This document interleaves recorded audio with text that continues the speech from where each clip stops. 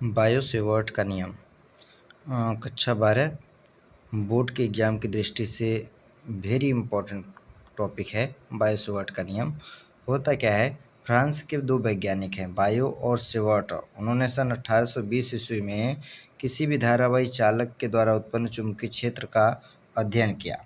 जब उन्होंने किसी भी धारावाही चालक के कारण उत्पन्न चुंबकीय क्षेत्र, जैसे ये चालक है जिसमें कि धारा प्रवाहित हो रही है, तो जब इस चालक में धारा प्रवाहित हो रहा है तो इसके आसपास का क्षेत्र क्या हो जाएगा?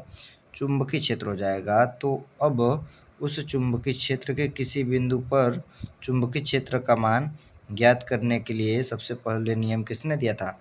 बायो और सेवर्ट ने दिया है।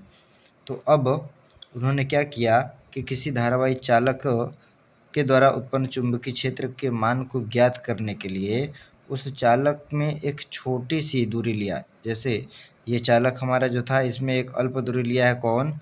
ए से बी, जिसकी लंबाई के कितना लिया है? Delta L.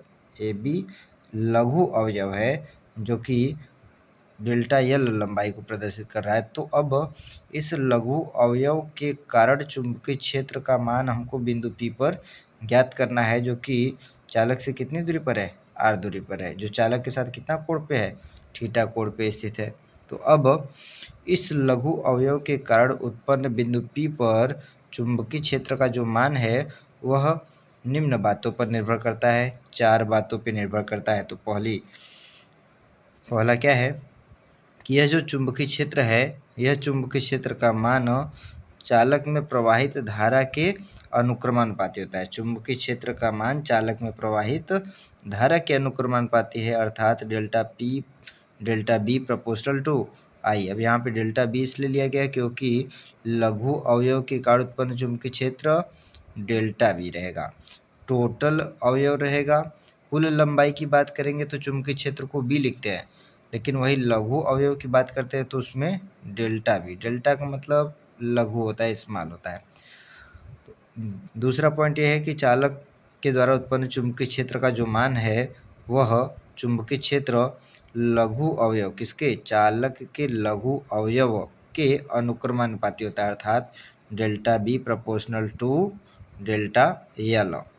तीसरा पॉइंट ये कहता है कि ये जो चुंबकीय क्षेत्र का मान है चालक तथा बिंदु P से मिलाने वाली रेखा, ये जो चालक है इस चालक को बिंदु P से मिलाने वाली रेखा के बीच ये जो कोण है, इस कोण के ज्या के अनुक्रमानुपाती होता है। चालक तथा बिंदु P को मिलाने वाली रेखा के बीच बने कोण की ज्या के अनुक्रमानुपाती होता है, अर्थात delta B proportional to sine theta.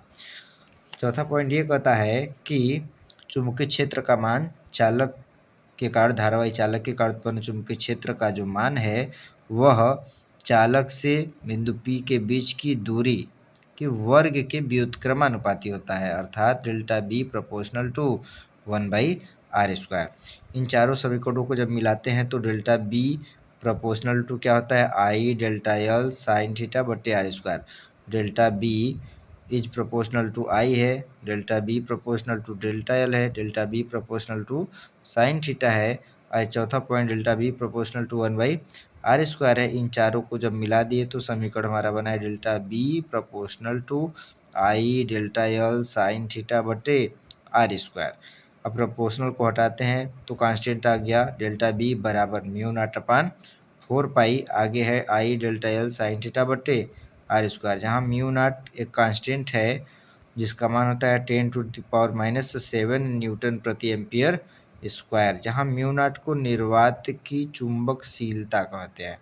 इसी को बायो सेवर्ट का नियम कहते हैं। ये बायो सेवर्ट का नियम आपके बोर्ड के एग्जाम की दृष्टि से ये वेरी इंपॉर्टेंट क्वेश्चन है।